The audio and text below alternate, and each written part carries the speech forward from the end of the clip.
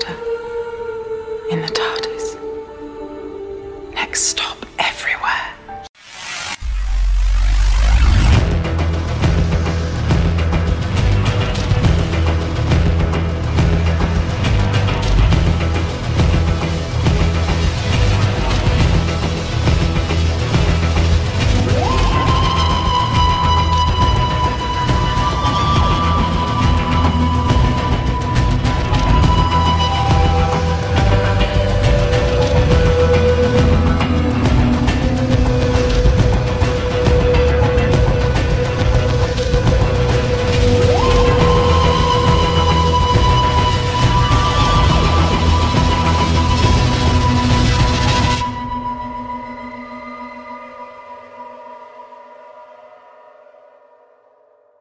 Hello again, everyone. Welcome back to Next Stop Everywhere, the Doctor Who podcast.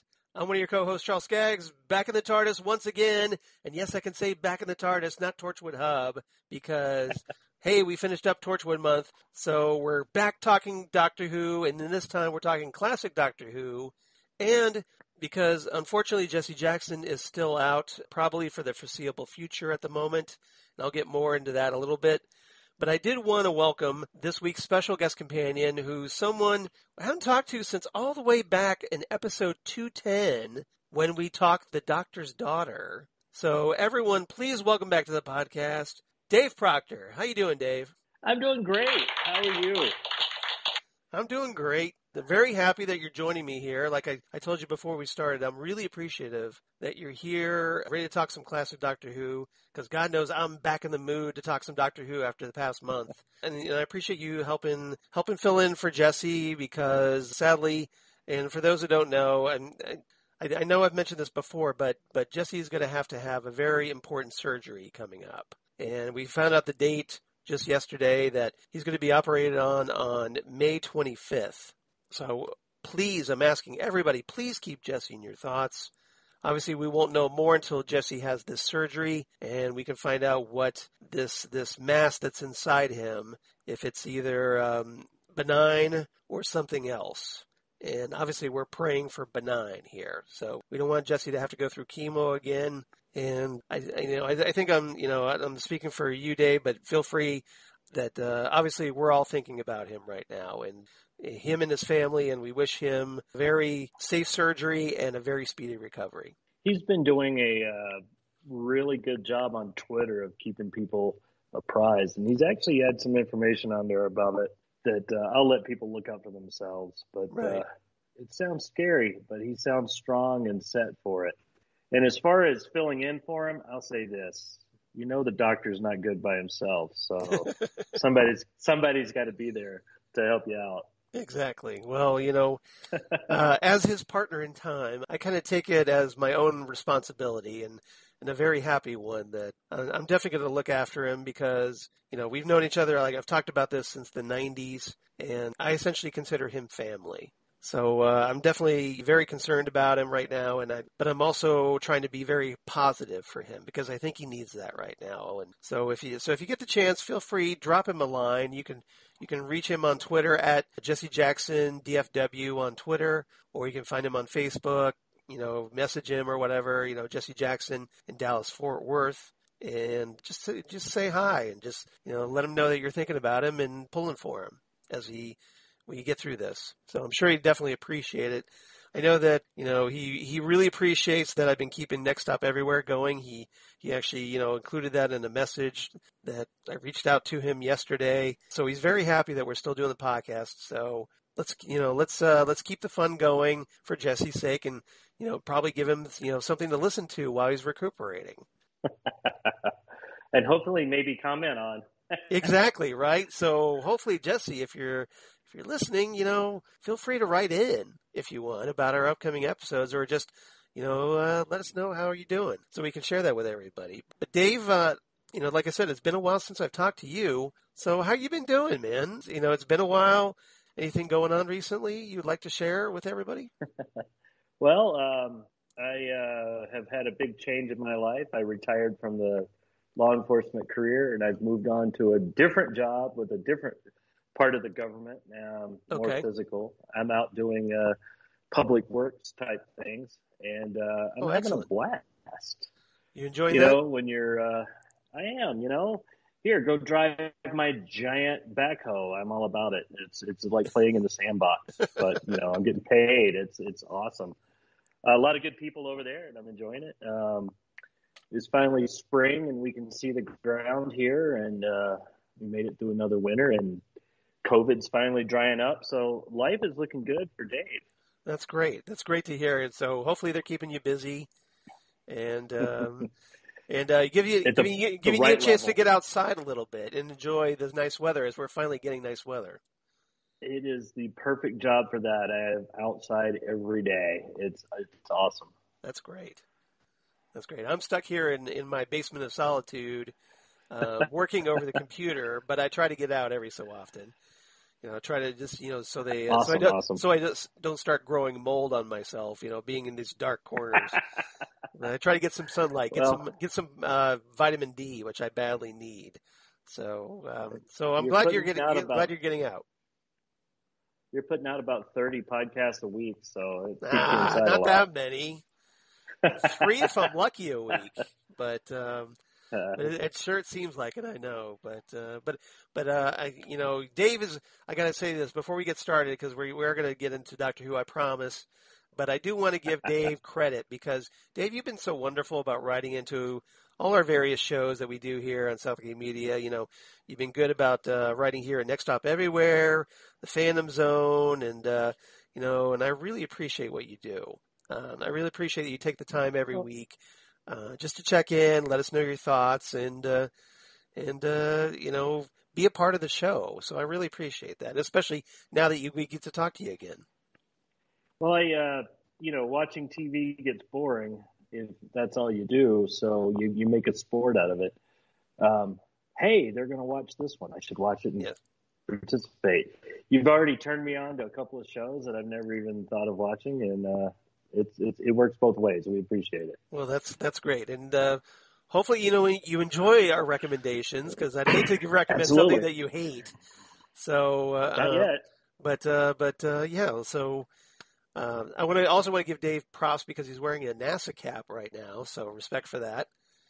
And he's got his memorabilia behind him. He's got like a police box. I'm not sure if that's like a poster or what is that.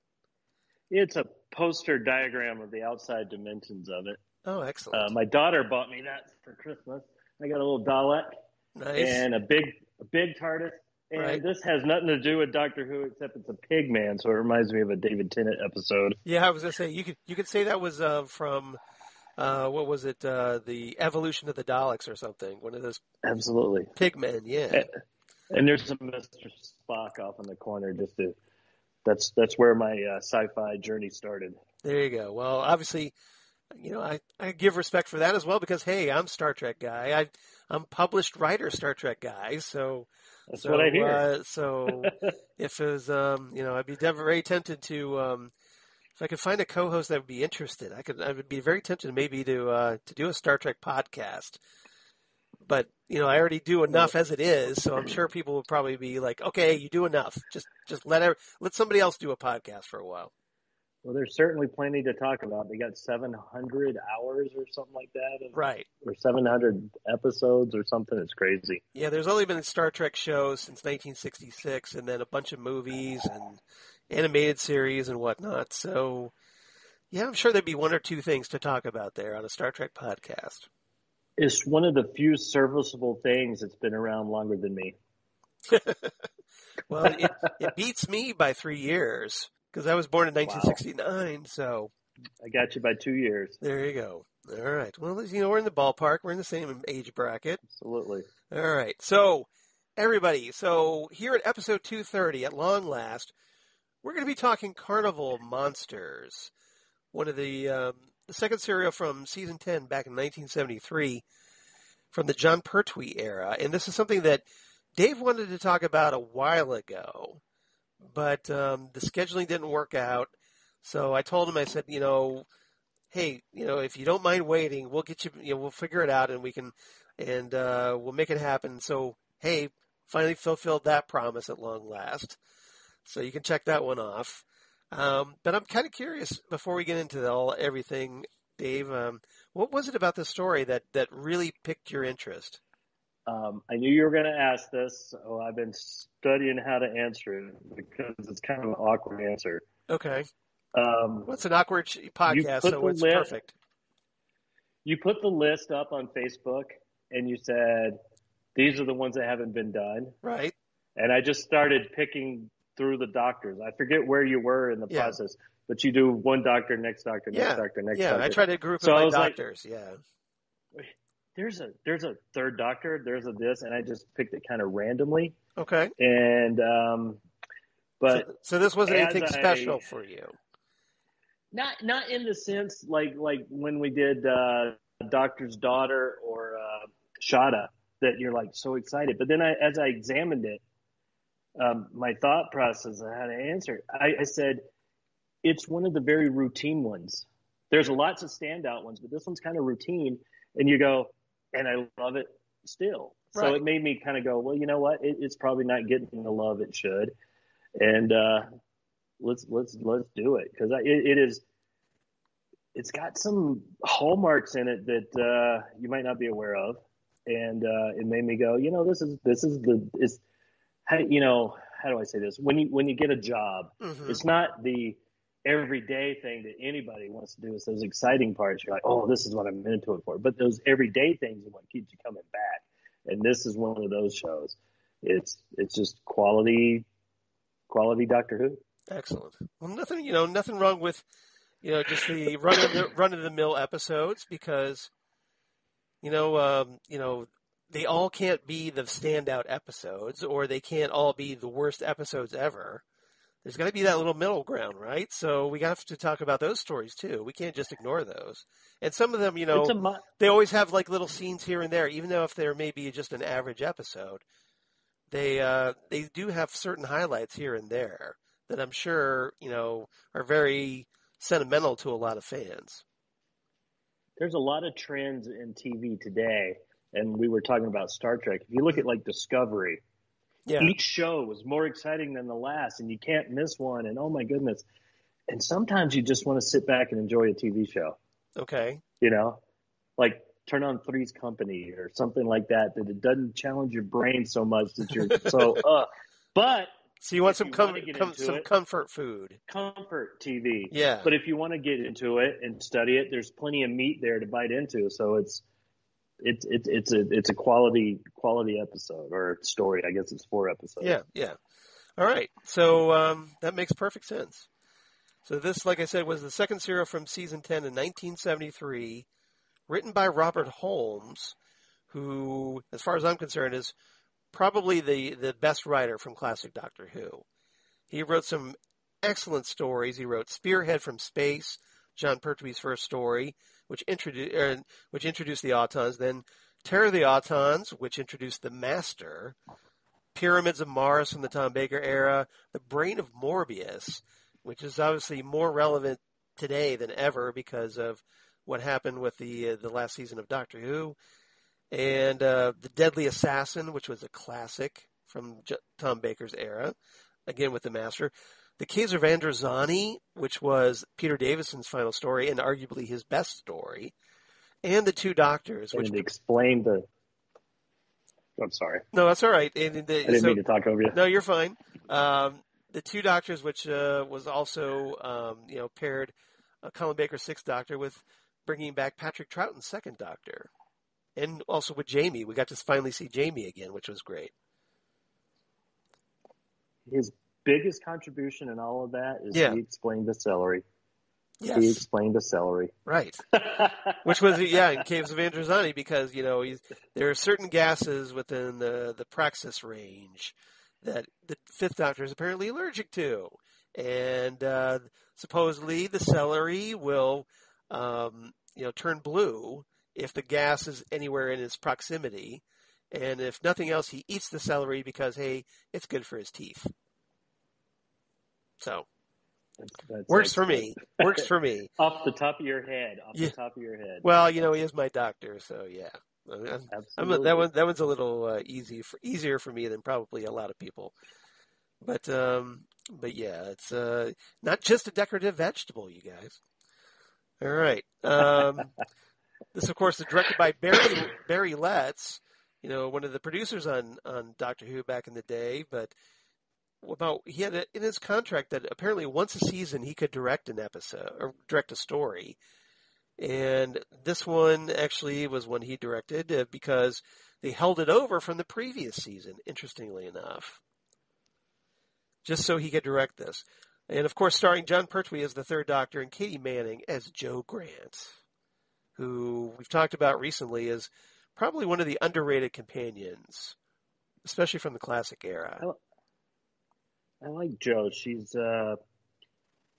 She's not just passive. She wants to play too. She brings a lot to the table. Right. She's got spirit, and she may get a little frightened from time to time, but she doesn't let it affect her. She still gets things done and helps the Doctor. If anything, she's probably one of the more loyal companions. And she has a big set of keys. And she does have a big set of skeleton keys. Yes, she does.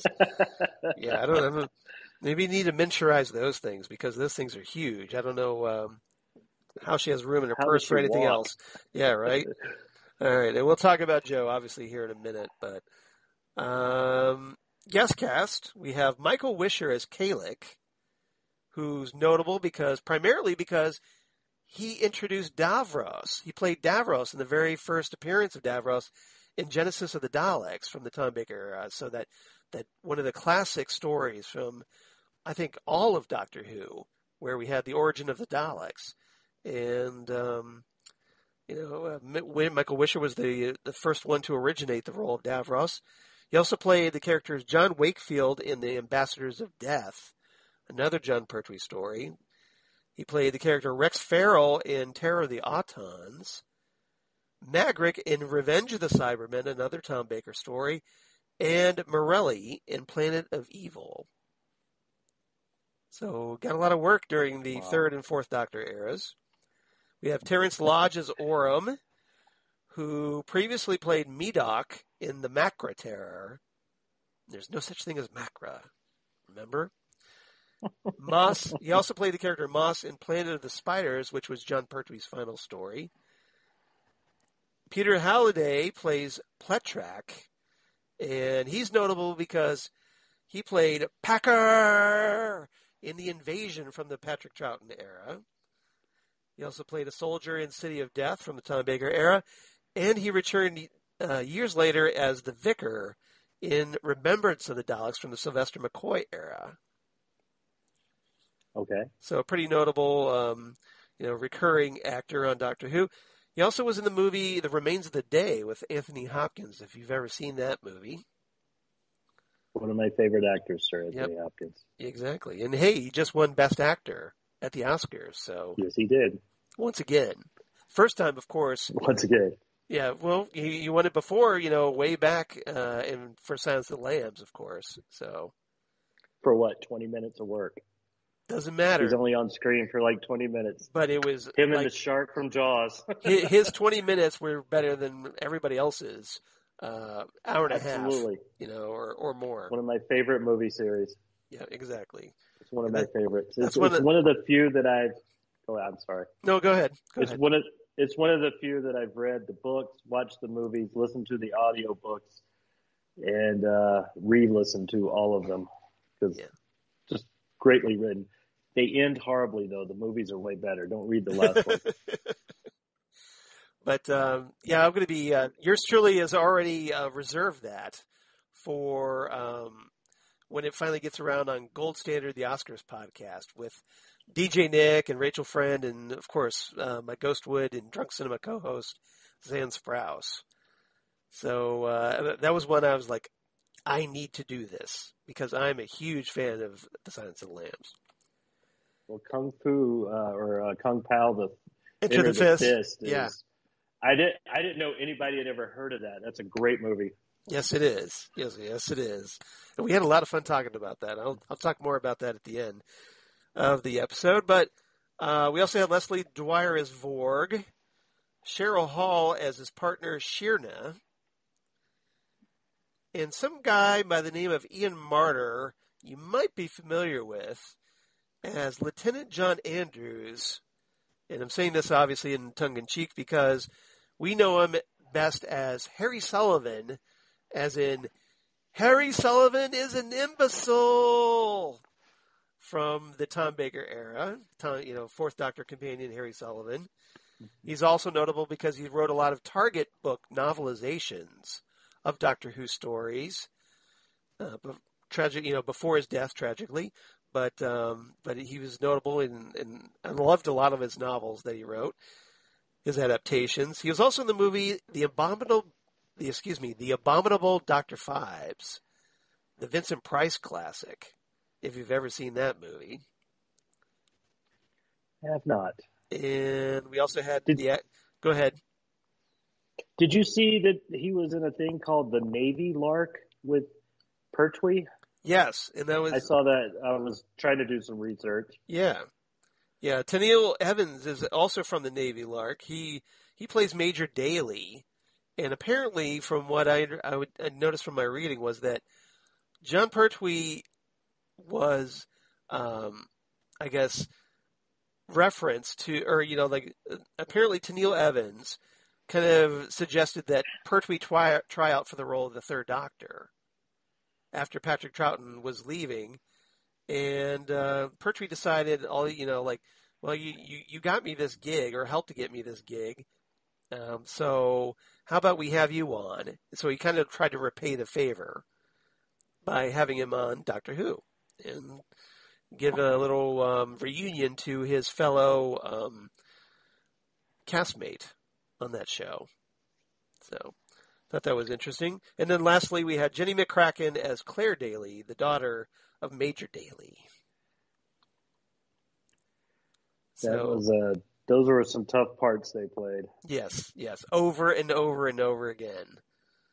But of course, being actors, they're probably trained for that because they always have to do lines over and over again, and it's probably no big deal for them. But to try to put some kind of a fresh spin on it in a very Groundhog Day-like situation, which we'll talk about.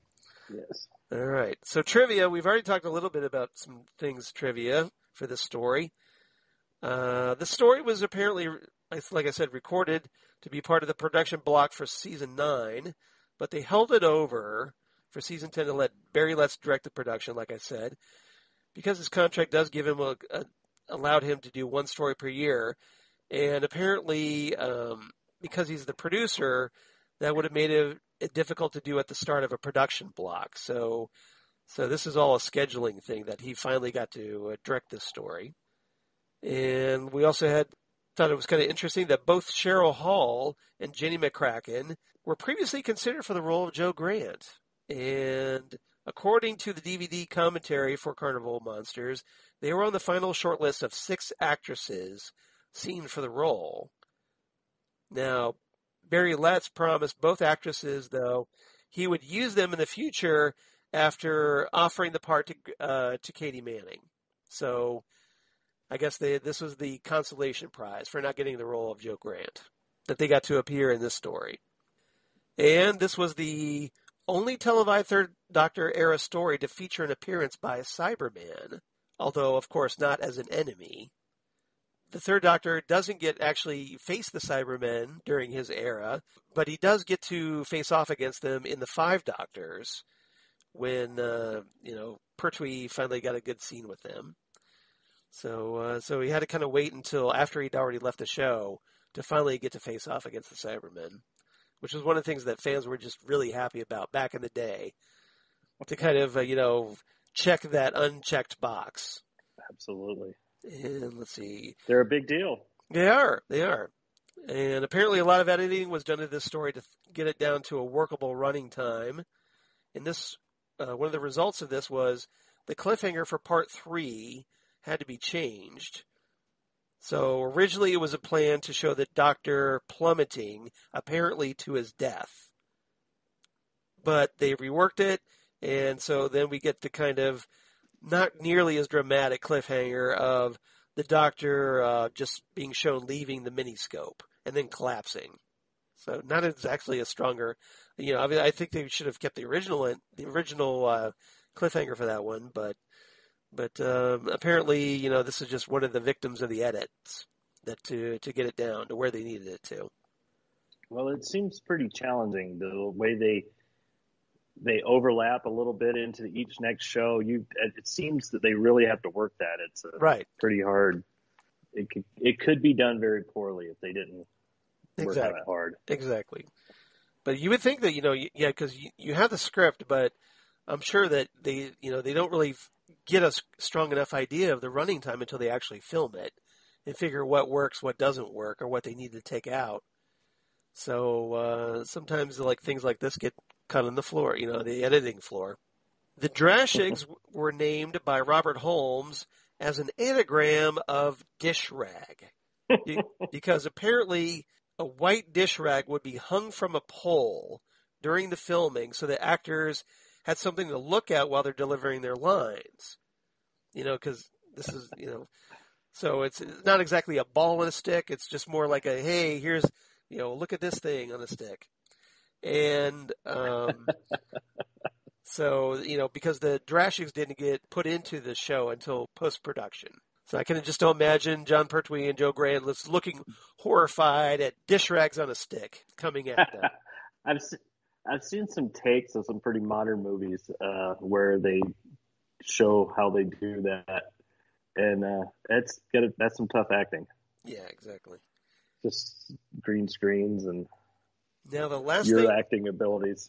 Yeah, the last thing I had though for trivia, and maybe you have more, Dave, but while filming on the RFA Robert Dundas, which was the ship that was used in the story, doubling, of course, for the SS Bernice, production was interrupted because they discovered that an old brass ship's compass had been stolen. The culprit turned out to be none other than Jon Pertwee. Doctor, I'm shocked, who apparently believed that the compass was going to be scrapped along with the ship because they scrapped the ship right after they've made this. So he thought, well, nobody's going to miss it if I just take this compass. But apparently it was actually going to be auctioned off along with other ship artifacts before they scrapped it. So Pertwee, I'm sure that had to be just slightly awkward.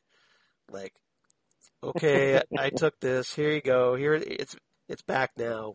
So not a good look for the star of a hit TV show to be a thief. Well, everybody's got to keep something from their shows. Mm-hmm. It could have been worse. But well, I think Jon Pertwee was a Navyman, wasn't he? Because didn't he have a tattoo on his arm that was representative of him being a sailor or something? I vaguely recall. That I don't know, but I do know the United Kingdom has a very strong naval tradition, and a lot bigger percentage of their folks go off and serve in the military, one branch or another, than in the American tradition. Right. Not that that's a bad thing, but I'm just saying it's almost compulsory. Right. Traditionally compulsory, I should say. Yeah. I mean, I don't think it's not like Israel where they require everybody to be in the military, right? Not anymore. Not anymore, right? There you go.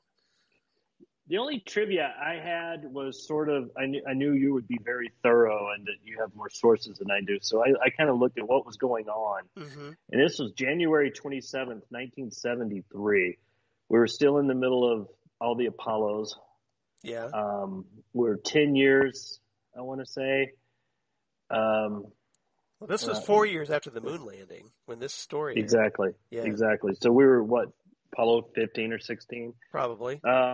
So Vietnam, the Americans portion of it, they signed that day. They signed a ceasefire to calm that down, at least as far as the Americans went. Mm-hmm. And Richard Nixon had just 1 week prior taken his oath of office for his second term, and we didn't know what shenanigans he was up to yet. So even he had a high approval rating.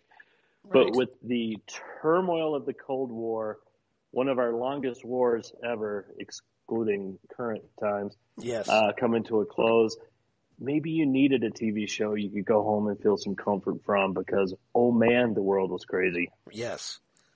And obviously, the UK, I'm sure, had their own drama going on, but I'm sure what was going on in America didn't help at that time period. No.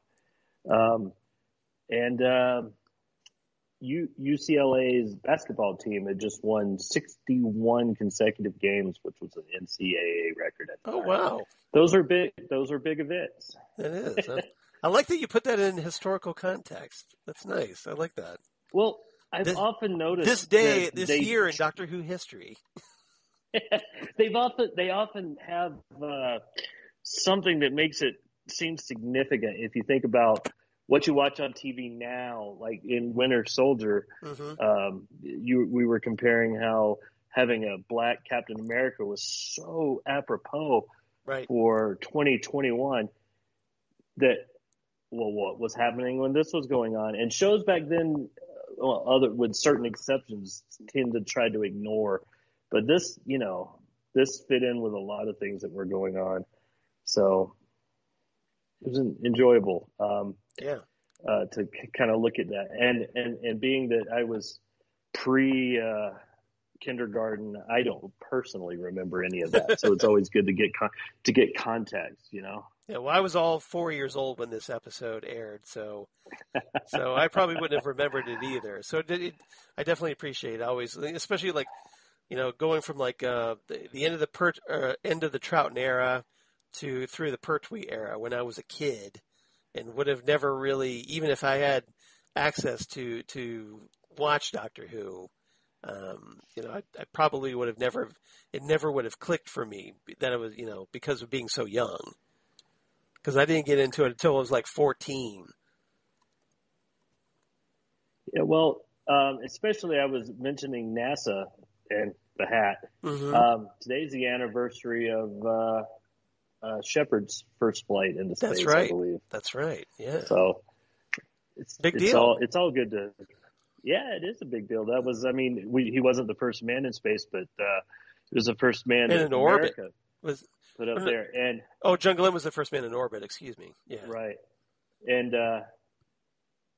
so we're watching a TV show about a guy can go anywhere, anytime, but in reality, we weren't sure we could get off the ground. They were blowing up rockets. So, yeah.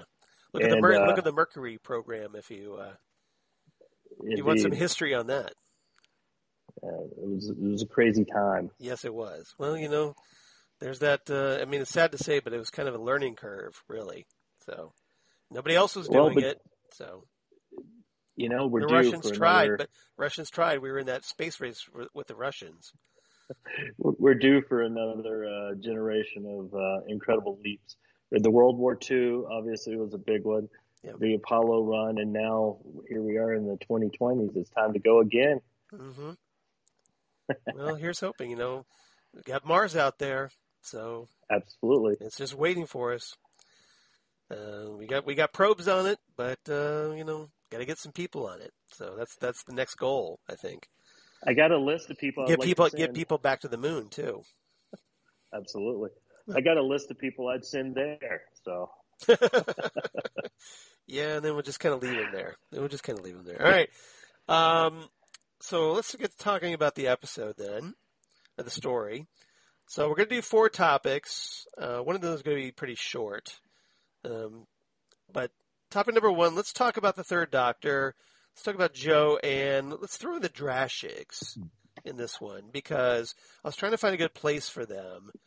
I didn't know if I should talk about them at the end, but since they kind of spend most of episode 2 trying to avoid the Drashigs, I thought let's do it with the Doctor and Joe. So when the story starts, the Doctor is apparently intending to take Joe to Metabolus 3, which is a very important story. When we finally get there in Planet of the Spiders, but so the Doctor's trying to take her there. It's his first trip. This is right after the 3 Doctors, which we talked about not too long ago here on Next Stop Everywhere. So the Doctor is finally free of his exile. He's like, okay, I'm ready to go. I want to get back out into space. And first stop, let's stop. I want to take you to Metebelis 3. So he tries that. They materialize on what the Doctor thinks is actually Metebelis 3. Only, it's not. And turns out to be they're on a cargo ship, the SS Bernice, as it sails across the Indian Ocean in 1926. Or so they think. So what did you make of the Third Doctor and Joe in this story, Dave? Did you enjoy what they did? Well, I've always enjoyed the Third Doctor because I always count the Fourth Doctor as my Doctor. Mm-hmm. And when I would tune in to Doctor Who back in the day, it was either him or Pertwee. So they were really the only two I knew. Okay. And Pertwee was a little more exciting because he was in color. Right. And I've always respected that. Man, he can't go anywhere or do anything, and then all of a sudden he could. That freedom, which is how I've seen COVID right now. All of a sudden, we're gonna get the codes back in our head, and we can go again. That's a great comparison, by the way. That is like the Doctor. So the Doctor was on lockdown, and now the Time Lords gave him the codes back, and so now he can actually go enjoy himself in the TARDIS once again. And he is not a homebody. He needs to be doing stuff. So getting out there. And Joe is eager and wants to learn about it all. And she's been stuck handing him test tubes. Right. At the Giving office. him coffee. And now, yeah. Indeed. And now she can go and she trusts the Doctor to take her somewhere. And all of a sudden she's like, no, this still isn't working. Here we are. You're on Earth, Doc. How is this working? And so he's got to prove himself a little bit, and ultimately it does, but it takes to the third episode before he even knows where he is. Right. Or was it the fourth? It's late in the show, so yeah, he doesn't get out until the end of the third episode out of the machine. But I like that he sticks with it. He knows they're not on Earth. And he won't concede that point, and it's ultimately proven right. So you gotta admire that a little bit. Yeah, Joe kept trying to press him, and it's like, look, just admit you're wrong, okay? Like, this isn't Earth, or this isn't Metebelis 3. I know this isn't Metebelis 3. Just own it already. Well, Matt Smith says something later. He says, you got to trust me. But you lie. He says, if I always told the truth, you wouldn't have to trust me. Well, she has to know that she can trust him, even though everything that's telling her he's wrong. Right. And she does. So she continues to follow him. So it's kind of a good growth point for her and for him. And he's got to be just puzzled and stymied by all of that. He does get the answer pretty quickly, or at least suspects the answer. So that's right. That's kind of weird. He does try to piece it together because, and we'll talk about this more here in our second topic. But on the SS Bernice, these events keep happening over and over again, and it feels kind of like a time loop a little bit. So there's that mystery, and the Doctor's trying to figure out, okay, where are we? Because this can't be, because of this time loop, this is always going over and over again. So I'm trying to figure this out. And, there's these strange metal plates on the floor. So I want to see where these lead. And, they go in there, they start getting inside the workings of the machine, but because of their perspective, it looks completely different. So they're not quite sure what to make of it until the Doctor kind of pieces it together. Probably looks at certain parts and it kind of just clicks in his head. Oh, we're inside this machine. And somehow... When you say we're in the blueprints, not looking down on them, it's right. a challenge. So essentially it's a matter of perspective, like a 2D perspective as opposed to a 3D perspective. But the Doctor's all about the dimensions, right? So, Absolutely. So he's kind of an expert in this field. Now, as they try to make their escape from the machine, they end up crossing over into various what they call circuits. So essentially they're like these little habitats within the machine. And one of those is this kind of marsh region where these creatures called the Drashigs reside. And the Drashigs, as we're told by Vorg, the very shall we say, flamboyant owner of the miniscope, that there are these carnivorous creatures, and the kids just love them. So the Doctor and Joe have to kind of evade these creatures, so it's almost like being attacked by dinosaurs. And apparently once the Drashigs get your scent, they will never let it go. As we find out when the Drashigs try to crash through the machine, just to, through segments of the machine, just to try to get at the Doctor and Joe. So what did you make of the Drashigs? One of the things you must embrace with Doctor Who, especially classic Who, is how broke their special effects budget was. Yeah. They weren't great looking, but I pictured... like puppets. Yeah, I pictured how would you describe a lion to somebody who's never seen one? And what would you do if you got stuck with one tracking you, especially a hungry one? It wouldn't quit. And then this lion is gigantic. And you're in a piece of the world you're not familiar with. So they were somewhat terrifying, and it's got to be down to that primal part of the human soul that makes you like, oh my God, I am food now if I don't run. Yeah. So they provided their purpose. They could probably be redone way better now. And but definitely probably a good reason to do one of those CGI special feature options on a release. I was kind of disappointed because they just released this season on Blu-ray, and the story that they picked was I forget which one, but it wasn't this one.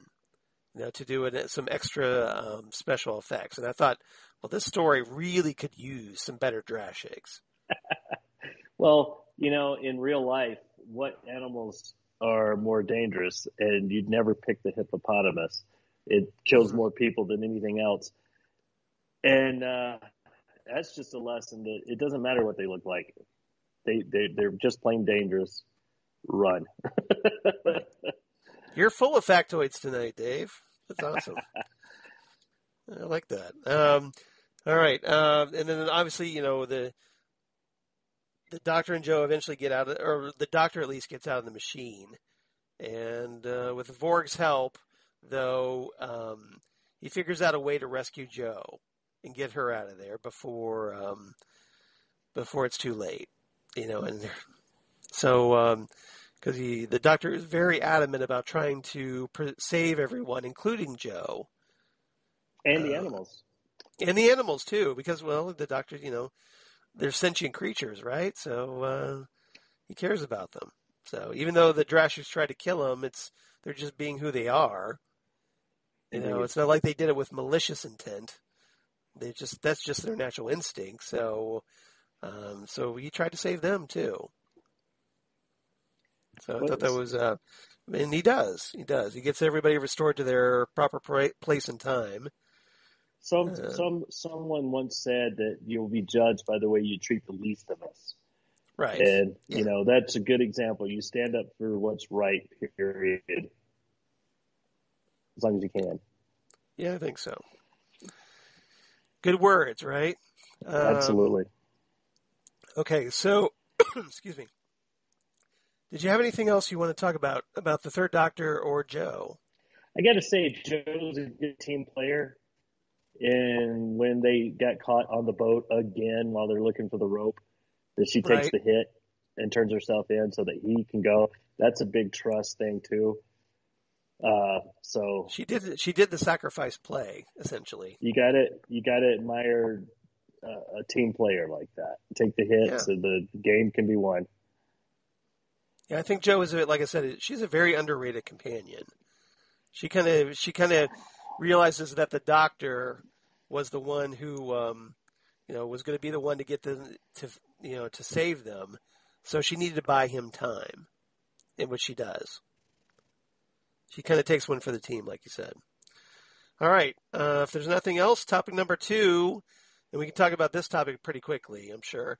But let's talk about the SS Bernice crew for just a minute. So this is Lieutenant John Andrews, like I said, played by Ian Marter. Major Daly and his daughter Claire, who apparently were presented where they're traveling across the Indian Ocean, presumably I think to Shanghai, if I remember correctly. And they're kind of trapped in what appears to be like this 10-minute time loop almost, where it kind of factors in when the Doctor and Joe get there, that they seem to, the crew kind of comes across the Doctor and Joe and then locks them up, and then they get attacked by a plesiosaur, if I remember correctly, and then there's a lot of screaming and gunplay and whatnot, and then things just kind of reset, like it's the movie Groundhog Day, and the whole thing starts over again.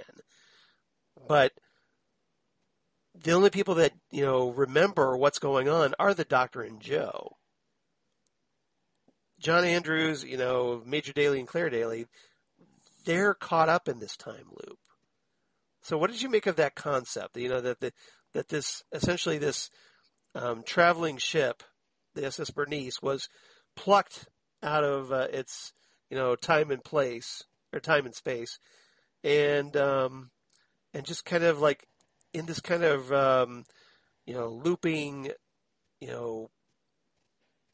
contained temporal timeline, this little pocket timeline. Well, there was a couple of things. The first thing that jumps out is I used to be in the military, and right.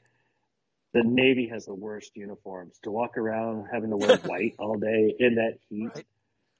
But the second thing is on a ship in close quarters. No. Yes. Yes. Right. Where you're bound to get dirty, get your uniform dirty. Absolutely. And I was kind of curious, were they actually resetting, or was something wiping their minds and they weren't remembering, or, how did it physically work? And only because I was trying to dig into it. And apparently it physically reset them in time because none of them had to eat. Eventually they would have wasted away and gone away. God knows how long they've been in there. But you're right. That makes sense. So it's just like a big reset button inside the machine. Yeah. And the young lady on there starts to kind of come out of it a little Claire. bit. At the very end, she's like, oh, and then never mind. She can't put her hand on it. So there has to be a lasting effect, at least some level. But that must have been, I don't know. That background feeling of never being done, like the longest book I've ever read. Comrades. Right. Yeah. Oh, yeah. I've had days like that. I've had weeks like that. But right. Yeah, what a way to live. People think zoos are cruel. My goodness, that would be just terrible. Well, it's almost like a purgatory where you're not able to move forward. You just when you get somewhere, that reset button hits and you go back to start, and you have to go through the whole thing all over again. Well, Claire's just like going, like just when she's about to grasp what's going on, especially when Joe prods her about this, the whole thing starts over again. She loses it all. Well, it's also a good thing none of them are susceptible to seasickness, because could you imagine that endlessly? Well, one of the things I noticed, I thought was kind of funny, of course, is that they're apparently on the smoothest waters ever, because that, for being on the ship, that wasn't, there wasn't any kind of movement. There wasn't any kind of, because I know that having been on a cruise before, where I suffer from extreme motion sickness, and so that first time on a cruise with my parents, I was just knocked over because that first night was just horrible, and of course once I vomited, I got over it. That tends to do the trick once you empty your contents of your stomach, by the way, and. But so I'm very, it's one of the things I notice whenever we see things like involving a ship, and obviously you could tell this was inside a studio. Well, the doctor mentions he can feel it's moving. That's how he decides they're on a vehicle. Right. And I'm guessing he's feeling the vibrations of the motors, the engines. But he also mentions, well, it should be dark outside if it's this time of year after dinner. So I picture it floating in a bowl inside this compression thing. So like a goldfish bowl. Yeah. So unless you really do something to that bowl, it's going to be pretty smooth. So right. But oh my God, if you tap that bowl, it's going to slosh all over the place. Right. But yeah, and the technology in 1926 to stabilize the ship isn't anything like the 21st century ships.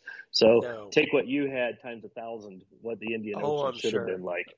I'm sure that couldn't have been pleasant at all. So stock up on that Dramamine. I'm just saying. In your white uniform.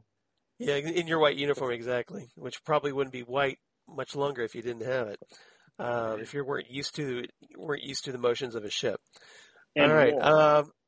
Exactly, right. Anything else about the Bernice before we move on? No, I kept wanting to know if it was real, but I didn't look it up, and I assumed since it made its way back. I think it is. Yeah. Okay, that's good. I think so because the doctor makes reference that this is like one of the biggest naval mysteries compared to the Mary Celeste. We know that's real, but I figured since he corrected it at the end, maybe it never happened. That's true. Good point. Or maybe it did happen, but because of the timeline being fixed, we, as far as we're concerned, it never happened, right? But we know differently because we're Doctor Who fans. Wow. Right. I can't imagine how long does it take to get to India or Shanghai from England on a little boat like that. Right, a little steam vessel. Yeah, I know, right? All right, topic number 3. Let's talk about Vorg and Shirna, our 2 space carnies in really bad attire, even for the 70s. Yes. So Vorg, of course, wearing a jacket that looks like giant lifesavers candies were stuck all over it. Can you imagine if the story had happened with the 6th Doctor and those 2 coats got together? Oh my God! That would have been too much. It would probably short circuit the camera, the television camera. We're going back to black and white for a week. Yeah, pretty much. This is like everybody start wondering if this is supposed to be psychedelic or something. But Vorg and Shirna, they've apparently these 2 carnies that go around from planet to planet with this miniscope and try to essentially this is how they make their living. So they try to get people to pay for this, and so they try to take advantage of certain planets where they feel that the residents can be easily duped, I'm guessing. And this planet that they're on now, Inner Minor, is, it's filled with a bunch of gray aliens. So visually they kind of offset because here are these very colorful performers against, these very gray, drab aliens. And visually, the symbolism couldn't have been more perfect as far as I'm concerned. Dryer lint gray, indeed. They were. So what did you make of Vorg and Shirna? The more I watched them, the more reprehensible they were. But I saw a parallel that kind of makes it kind of an exploration too. But they captured sentient beings and locked them up.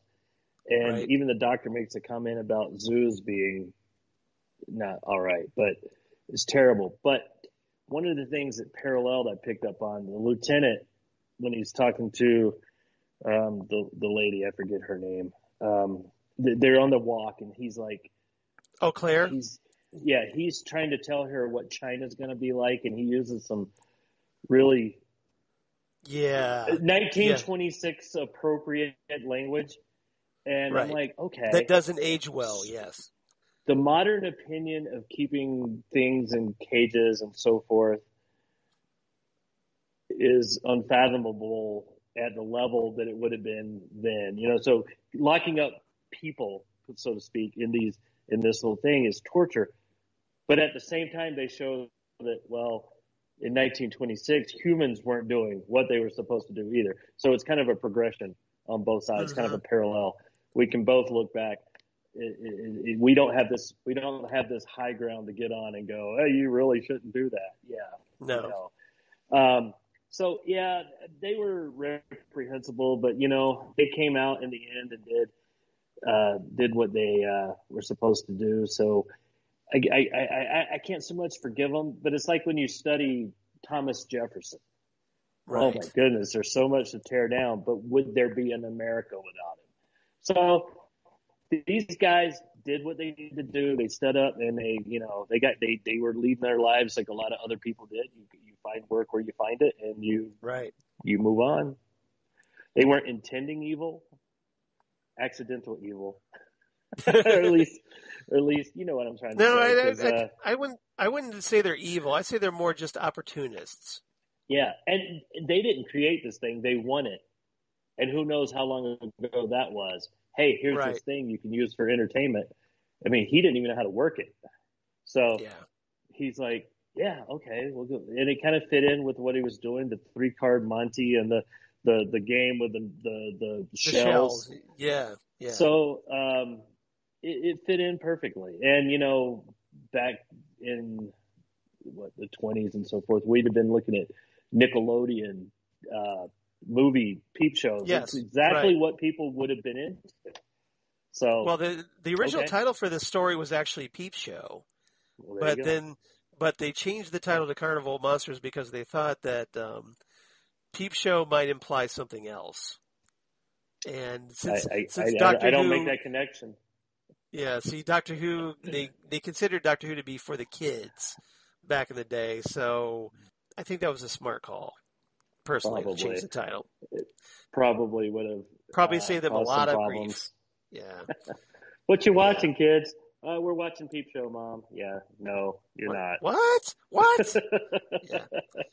Now, this miniscope I thought was kind of interesting because we get from the Doctor, we get a little backstory on this, that apparently these things, or at least the Doctor considered them like that they were outlawed by the Time Lords. Like, supposedly the Doctor reveals that, hey, once I found out about this, I told the Time Lords, hey, we should make these illegal and ban them.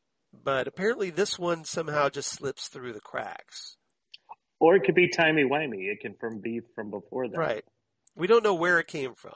Or, maybe, just somehow it just got glossed over. Who knows? But I did find it interesting that the Doctor says that he knew about these things, so he was familiar with the concept, and that's probably why he kind of it clicked in his head what had happened to them, him and Joe.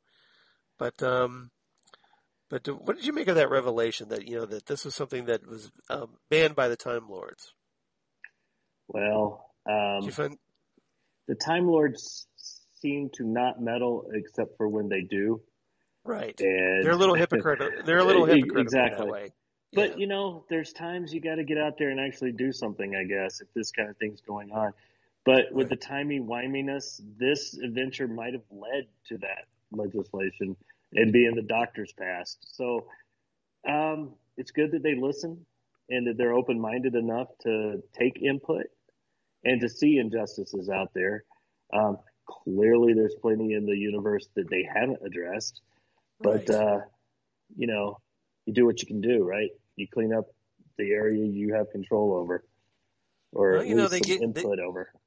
They gave the Doctor back a new spiffy dematerialization circuit, and they gave him his, the knowledge of the TARDIS back. So I guess they're content to just let him play space janitor and clean up all the messes in the universe for them. They do gain an acceptance. The first Doctor and the second Doctor, they're hiding. Yes, they're in exile, yeah. Yeah, the second Doctor ends up calling them because he has no other way of getting that time war over. And now they've exiled the third Doctor, and they're after the 3 doctor show, they start to, okay, we're going to tolerate him. And later on, they end up needing him and calling on him. Hey, we're glad you're out there. Right. So it's an evolution there as well. Yeah. And I'm sure it's, giving Gallifrey what we know of it, that there was some politics involved, and maybe there was a change in politics. Yeah. One of the good maybe things some, about maybe politics, some new high counselor of, or Lord President of, the Time Lords that probably decided, well, maybe, we're going to look at the Doctor a little differently now. well, in our current system in America, we sometimes Yes. have to hold our breaths for 4 years and hope for the best. In England, you have a prime minister system where you don't know for sure when you're going to get that opportunity to change. And the Time Lords can regenerate a whole bunch of times. So if you get a Lord President who is on his first incarnation, Right. he or she could be Yeah. in charge for an eternity. So Right. you gotta, I guess you take your victories where you can get them. Right. Well, that was the one, when we talked about the 5 Doctors, that's what Barusa wanted. He wanted to be Lord President Eternal and rule forever. So, there's a little bit of an ambition there, I'm sure. But, all right. If there's nothing else, topic number 4, our final topic. Let's talk Kalik, Orem, and Pletrak, our locals of Interminor. We'll find out that apparently Kalik and Orem, they kind of hatch a plot that, I guess Kalik, from what I understand, Kalik has this thing against his brother, who's the president, Zarb. And so apparently what he wants to do is kind of encourage a rebellion on Interminor.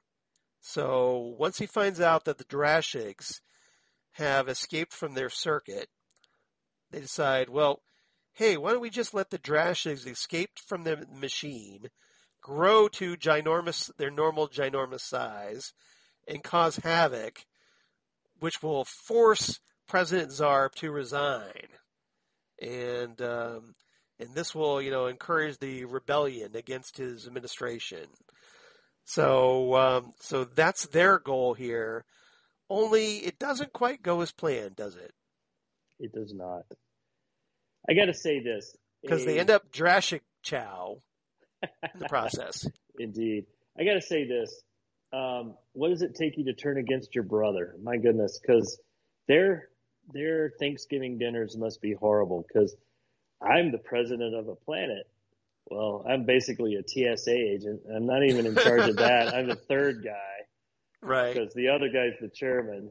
And the other dude, I get him worked up and he helps me with stuff. Yeah, because isn't Kalik like a subordinate to Pletrak? Indeed. Pletrak was the chairman.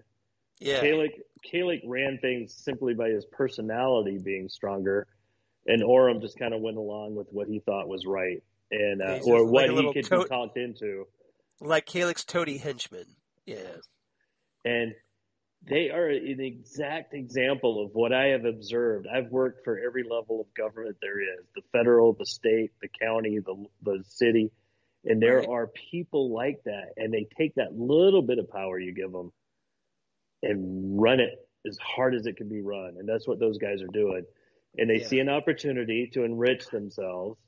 And they go for it. And they don't even mind it's going to turn into a war. It's not just that, hey, we can get him out of office. It's going to be a war. People are going to die. That doesn't even factor to them. Exactly. They're just like, hey, this is perfect for our agenda here.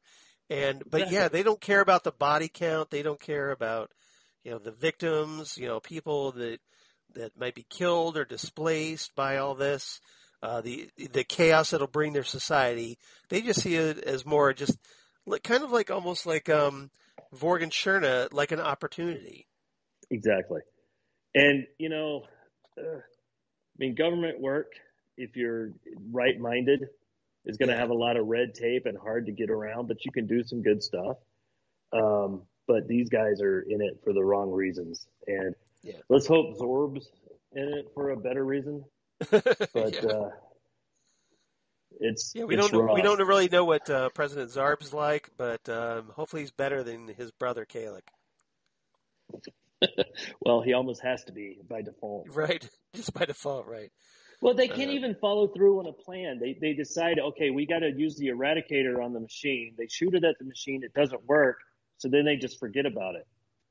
And so, okay. But then they sabotage the machine, the eradicator. Indeed. And then they're going to blame somebody else for that. Yeah. It's like if we sabotage this eradicator, it'll get Pletrak in trouble, right? Indeed. So, yeah, they're just in it for themselves. Yeah, pretty much. Well, they're in it for Kalik. Right. And now they're in it in a Drashik's stomach. So there you go. Well, good for them. I hope it doesn't upset his tummy. Yeah, this is one of those where the Doctor Who baddies get their just desserts, literally, because they are dessert. Oh, they're gonna need a mint. Yeah, exactly. That's awesome. All right, be at least a toothpick, right? All right.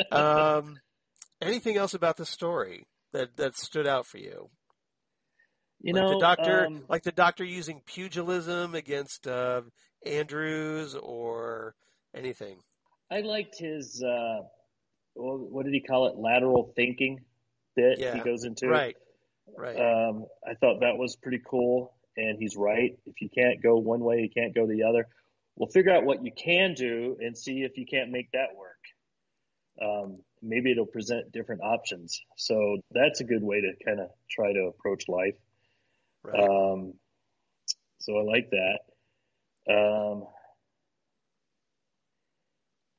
The story, I don't know. I guess it kind of has this, if you look at the details, life can be exciting on every level, because this show comes off at first as just being a surface level, run-of-the-mill show, but there's really a lot in there. And a lot of parallels and lessons to learn from for us. A little bit of political satire as well, I think. Yeah. And, you remember why that planet was in quarantine was because they were worried about diseases. There had been a plague. So maybe it's a future lesson, too. So as we open back up. That's right. Pletrak was just like, he wanted to just kill all the creatures inside the machine because he was afraid of the germs they might carry. Exactly. And so maybe we're gonna have to take a lesson from that. Eventually, you got to open up and get back out there. Right. But until then, wear your mask. Exactly. And until they come up with that space COVID vaccine, wear your space masks, I guess. And there's another little thing in here too. They all see each of themselves as sort of superior to the other group. And other than the fact that the one group is gray, they're all exactly the same. Bipedal, same shape, 2 hands, 2 arms, 1 head, 2 eyes. Same receding hairline. Exactly. But no, those guys are inferior. We're here and you're there. Get past yourself. All right. If there's nothing else, do you have any favorite quotes that you enjoyed from this story? The collection of simplest animal life forms is a dubious enough pursuit in itself, sir.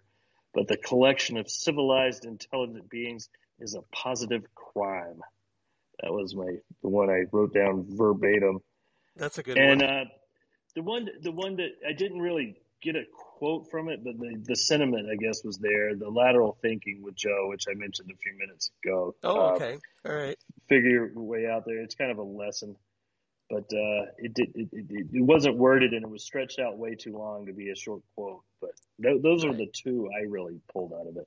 Okay, all right. Well, I think you paraphrased it pretty good. You got the point of it. Let's see. I liked Joe with the doctor, where they're trying to figure out where they are after they first arrive, and Joe says, "We're still on Earth, aren't we?" And the doctor replies, "No, that's impossible." And Joe says, "Don't you ever admit that you're wrong?" And the doctor replies, "No, that's impossible too." So I thought that Here's was a good. Newspaper to prove it. Still wrong. Yeah, exactly. Yeah. I like this line from Vorg, which I thought was pretty funny. It's almost like a very Douglas Adams kind of line, where he says, The generators were built by the old Eternity Perpetual Company. They're designed to last forever. That's why the company went bankrupt. Well, that is true. You never have to because if you get it, yeah, exactly. Well, if it never breaks down, there's no incentive for anybody else to buy a new one. Exactly. So it's the Maytag. That used to be Maytag's deal. Yeah. The loneliest man on the planet was the Maytag repairman. Right. Yeah, I remember those little commercials. I'm old enough to do that. And last I'll say Pletrack with a Doctor, where Pletrack says, the function of this tribunal is to keep this planet clean. This Tellurian creature comes from outside our solar system and is a possible carrier of contagion. Furthermore, the creature may be hostile. And the Doctor replies, would you kindly stop referring to me as the creature, sir, or I may well become exceedingly hostile. Indeed. So that's good, and he can be. He can be. Well, Pertwee, he'll break out the fisticuffs that he learned from John L. Sullivan. So, who gets a name check in this one? A famous pugilist, by the way. Oh yeah. Yep. There's one observation we never made on this whole Which thing. was? I love the bit where the Doctor's trying to address the chickens. Yeah. He speak chicken. Hello. He speaks chicken, I'm sure. He speaks baby. We know that, so he probably speaks chicken too. Right? Might as well. Well, if you think about it, it's just another creature to him. Indeed. There probably are planets with sentient chickens. And Joe's just kind of giving him the side eye, going, "Really, you're talking to chickens now? Is this what we're doing now?" That was good. All right. So, what's your rating, Dave? What'd you think of this episode?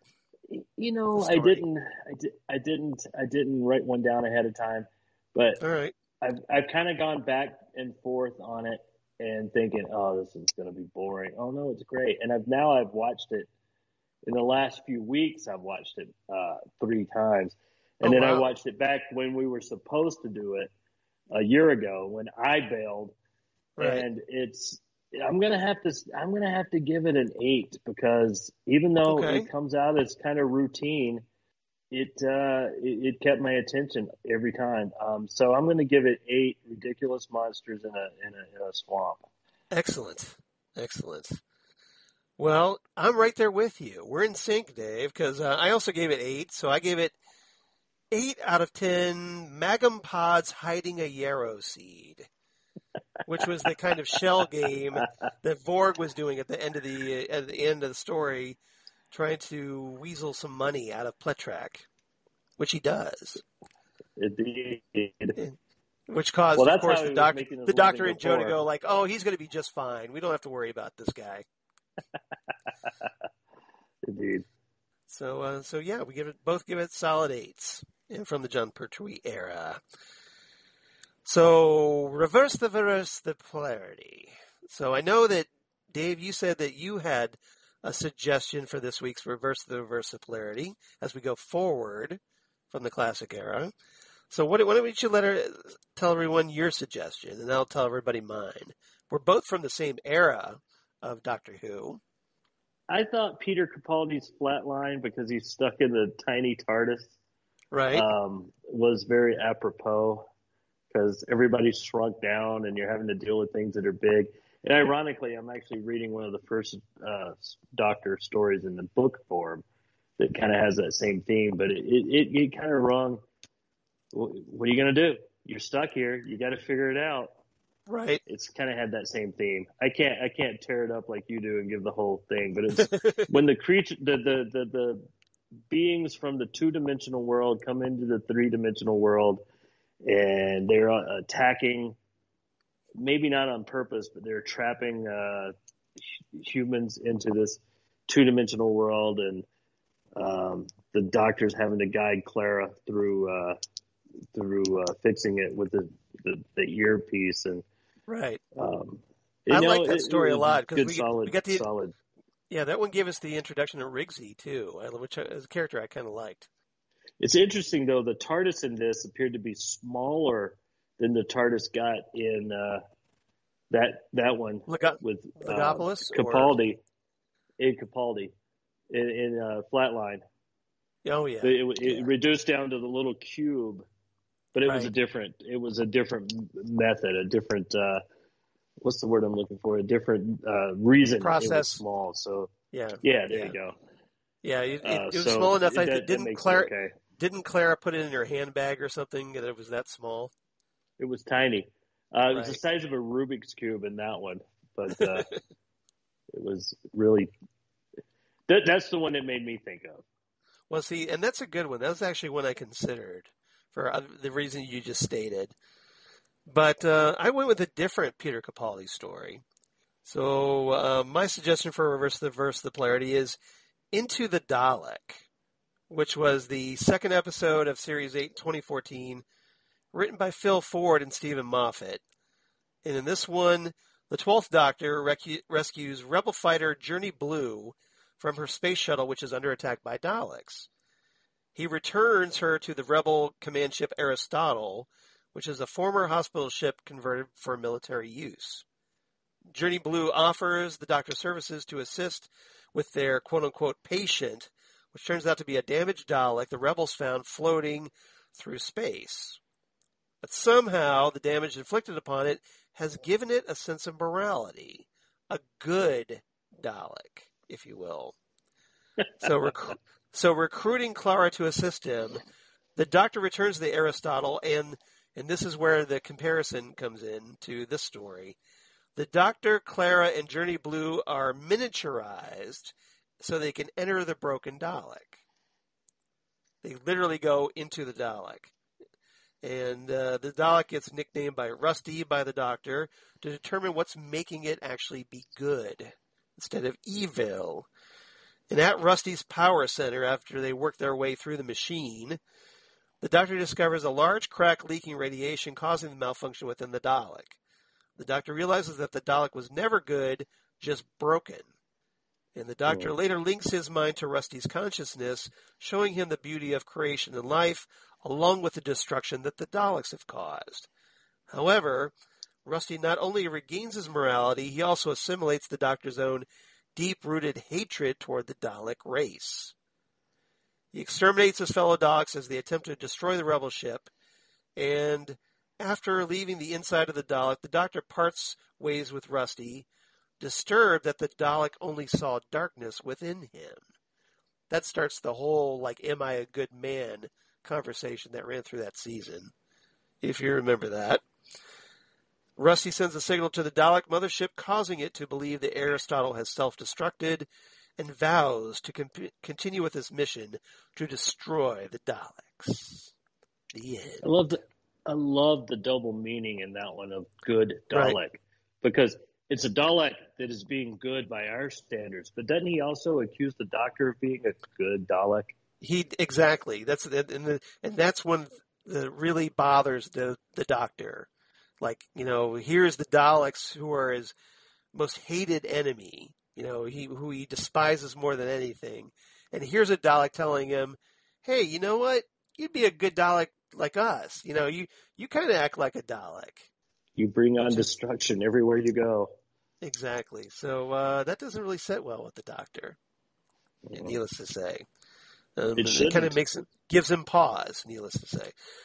All right, so that's what I recommend. But Dave, Flatline's another great one, so I definitely recommend that one too.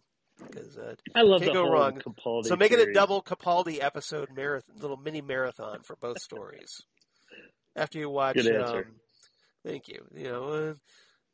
After you watch, of course, Carnival of Monsters. So listener feedback. Well, Dave's here, so he doesn't have to write in. He gets a pass this week. But thankfully, Holly Mack wrote in.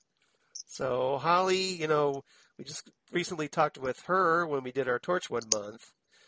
And Dave's picking at something here. I'm trying to figure out what that is. It's the seal Busted. off my tea. It's the seal off my iced tea bottle. Sorry. Busted. That's all right. It's audio. Just a reminder. I'm just teasing. So Holly writes in, "Hey Charles, Jesse, and Dave." But sadly, of course, Jesse's not here. But the thought is appreciated regardless. And so she says about Carnival of Monsters, you can almost cue the Beatles' Magical Mystery Tour when Vorg introduces his monster show. Dr. Joe does have a point. Sometimes a chicken is just a chicken. Kind of like, sometimes a cigar is just a cigar, as Freud used to say. I bet the doctor was wishing he had had some psychic paper so he and Joe wouldn't be considered stowaways by the people running the ship. Yeah, psychic paper would have really helped in this situation, right? Just so they didn't have to explain themselves over and over again. Joe is the most certainly prepared. That grin on her face when she pulls out the skeleton keys for the doctor was brilliant. The doctor and Joe also realize that they're stuck in a time loop with things repeating themselves. Maybe this time they can move around without being caught, which they pull off without a hitch the second time around. The way the first part ended with a giant hand moving the TARDIS really made me wonder what in the galaxy was going on. Vorg, not knowing what a transmitter was, had me face-palming, and I think Shirna's starting to realize how much embellishing Vorg has been putting into his stories about himself over the time they've worked together. Sure, Vorg, the miniscape is inescapable. You haven't met the Doctor yet. Nice to know that the sonic screwdriver has a setting as a lighter. Of course, the Time Lords would be the engineers behind the miniscopes. Doesn't surprise me in the least. I don't think they were the engineers. I think they just tried to get rid of them, didn't they? Yeah. Right. It could have been stolen technology. Right. I don't know. I'd be kind of curious who invented these things. The administration of this planet is rather interesting as it does is and just about as much double dealing as the Time Lords. The way the miniscope is looking is beyond repair, which is a very good thing. Vorg playing a version of 3-card Monty, and Shirna just rolling her eyes and going along with it. Nice to see that Joe and the Doctor were able to slip away without too many people noticing them. I loved Shirna's grin when she saw the TARDIS disappear at the very end of the story. I'll wrap it up here. Holly from Wisconsin. Thank you, Holly. Great to hear your thoughts on this story, even though you weren't here with us. But it almost feels like you were because you wrote in and shared your thoughts. And that was awesome. So if you want to be like Holly and Dave when he's not here talking with yours truly, write to us, nextstopeverywheresmg@gmail.com. That's nextstopeverywheresmg for Southgate Media Group at gmail.com. Or you can find us on Twitter at nextstopsmg on Twitter. Facebook, of course, Next Stop Everywhere, the Doctor Who podcast. Or Instagram at Next Stop Everywhere Podcast. And Dave, if people want to get a hold of you, where can they find you out there in the vast interweb cosmos? I have a very limited online presence. I do have an Instagram and a Facebook, and it's all David K. Proctor, and I'm in Colorado, so there aren't that many of us. Okay, so it should be pretty easy to find you then. Should be pretty easy to find me out there. It's not as exciting as yours. I enjoy looking into all your stuff, your podcasts, your blogs, all of it. Well, thank you. I appreciate that. And we definitely appreciate your support as you've been over the years, because it means a lot. And and obviously you felt like you enjoyed our show enough that you want to come on and talk about it. So that's always awesome too. And you know how big it is. Kind of makes us feel like we're doing something right here. Yeah. You know how big it is to say I've been on a podcast and I know a guy. He's an author for Star Trek. Oh my God, that's a big deal in my world. Well, I'm glad I could be a big deal in somebody's world at least. I appreciate that. I'm getting a little, blushing a little bit here. You give me all this praise, but it's definitely appreciated. Otherwise, you can find me on my blog, Geeky Things. Damn good coffee and hot. Damn good coffee and hot, where I talk about all the stuff we talk about here on Next Stop Everywhere. So, deep breath, Doctor Who, Torchwood, Sarah Jane Adventures, Big Finish audios, and more. or all kinds of comic book sci-fi news of my other podcasts for Southgate Media, including the Fandom Zone podcast, where Dave's been writing in there as well. And hopefully we've convinced him to come along with us as we're going to watch Jupiter's Legacy, which is a upcoming series that's going to be hitting Netflix later this week as we're recording this. It debuts on May 7th, and it's based on an Image Comics series by Mark Millar, the guy who co-created Kick-Ass and the Kingsman movies, and the comics behind those. So I think it's worth a look. It's a very generational superhero saga. It's a little different because essentially you have this like kind of golden age superheroes that got their powers in the 30s, and then here it is now 90 years later after they age really slowly, but they've had kids, and the next generation doesn't quite live up to that potential of their forebears. So we'll see with some very interesting results, as I know from reading the comic book myself. So I'm really looking forward to this. I'm hoping it's good, and we're all going to find out together later this week. And then we'll talk about it as I joined by my co-host on the Phantom Zone podcast, DJ Nick. And I think it's going to be a lot of fun. And I hope you guys tune in, if nothing else, to hear what Dave has to say about it when he writes in. Right? I'm going to definitely try to get into that. I've actually convinced my wife that it looks good, but finding the time, I don't know how you have all the time. It's great. I don't have the time. I'm constantly searching for time. That's why I'm not writing more, as it should be. I assumed you just had a time capsule or a TARDIS somewhere you jumped in, went back in time long enough to watch it, and then came out and talked about it. Maybe I do. Maybe I'm not telling. Maybe I'm just trying to obfuscate a little bit. But so that's what's going on with the Phantom Zone, and then Ghost with the Twin Peaks podcast I do with Zan Sprouse, whom you've heard here, of course. And we've kind of been off for a month. Last time, I believe Zan wasn't feeling very well, so we kind of skipped an episode. But we're going to be picking back up this coming week, later this week, as we discuss the first episode of Hotel Room, which was this obscure HBO series that was like 3 episodes, and they kind of aired all 3 episodes at once, back to back to back. And the first and the third episodes were directed by David Lynch. So it's obviously very much in our wheelhouse. And I think it's going to be very interesting to talk about. It's kind of like an anthology where the only consistent thing is this one specific hotel room. So it's like 3 different stories told in different decades, but inside the same hotel room. That's the theme. So it's going to be pretty intriguing, I think, to talk about. So I hope everybody comes and check us out on Ghost with the Twin Peaks podcast. And then lastly, but certainly not leastly, Drunk Cinema, where, as Dave talked about earlier, we recently recorded our episode Kung Pao Enter the Fist, the 2002 movie, the martial arts comedy, and had a lot of fun with that. I don't know if you got a chance to listen to it yet, but Zan and I had a ball talking this one. I certainly did, because I love that movie, and Zan had never seen it before. So if you want to hear her reaction to watching Kung Pao for the very first time with adult beverages, I definitely recommend checking that out. And then coming up next, we were originally going to be planning to do Clue with special guest host Christine Peruski. But because of Christine being unable to join us because of work, that we may have to do a fill-in episode before we talk to Christine. So that'll be coming up probably in a month with Christine. So we're going to have to come up with something probably in the meantime, in 2 weeks, to talk about.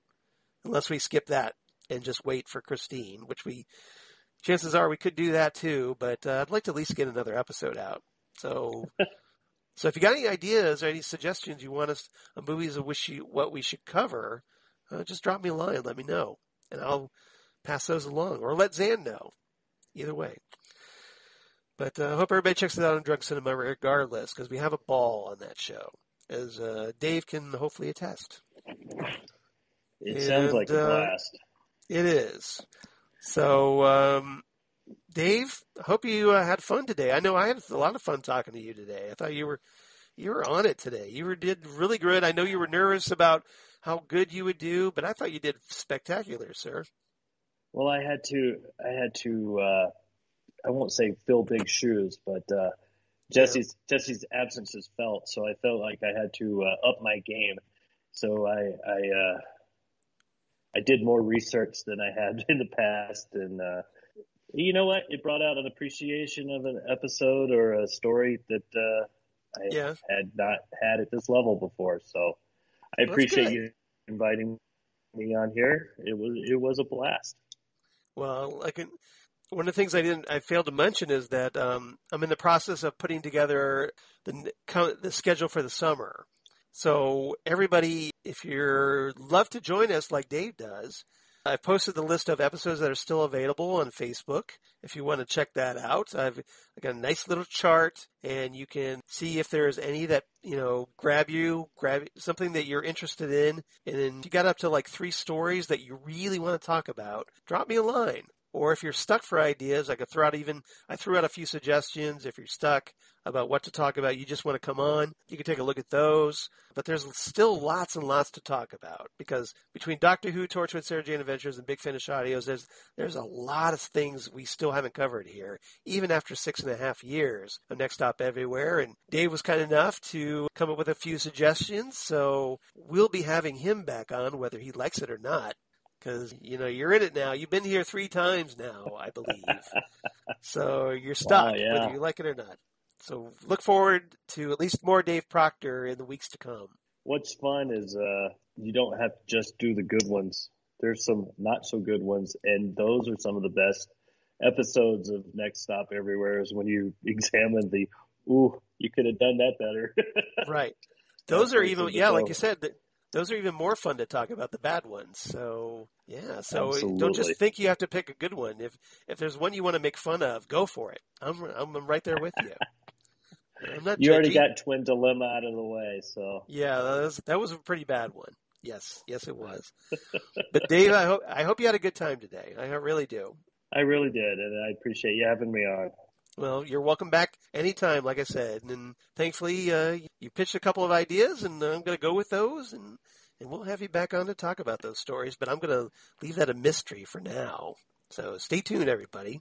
Other than that, coming up next time on Next Stop Everywhere, episode 231, as we're going to talk enlightenment from the Peter Davison era. And joining us is someone who hasn't been on for quite a while, Jon Pertwee. So if you've missed Jon on the podcast, I know I've missed Jon on this podcast. We finally get him back next week.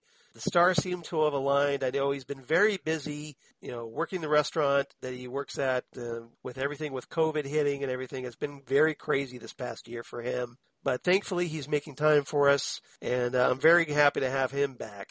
And I can't wait to talk this Peter Davison story because, hey, it's my doctor, and I get to talk about it with one of my other favorite people, Jon Pertwee. So I hope everybody checks that out. So, Dave, you have any final thoughts before we sign off? Say goodbye to everybody. No, other than embrace your fandom. Every bit of the geekdom is out there to just treasure. And during these times where we're stuck in the house, it's good to have something to fall back on. Well, that's what I think there's no better expression of that than Next Stop Everywhere, where we definitely, embrace our Doctor Who fandom, and we encourage everybody else to do the same and do it right along with us. Whether you write in or you co-host or you just listen to us. We just have, even if you don't do anything, if you listen to us and you tell your friends about us, we're very appreciative of that. And we want to spread the word, want to keep growing the podcast. And everybody, once again, please keep Jesse Jackson in your thoughts because, like I said, he's got a very important surgery coming up here at the end of May. And I'm sure he could use all the love and support from all of you out there in podcast land. Positive karma, prayers, all of it. Yep. Exactly. Sorry. So whatever positive vibes, he needs all the positive vibes thrown his way, everybody. Send him all your positivity because I'm sure he could use it. And, let's get him through this. just by will alone, if nothing else. Other than that, like I said, Dave, thank you again. And next time, like I said, episode 231, Enlightenment, John Takis, yours truly, back together again. And we'll see you next time right here on Next Stop Everywhere, the Doctor Who podcast. Goodbye, everybody. Wow.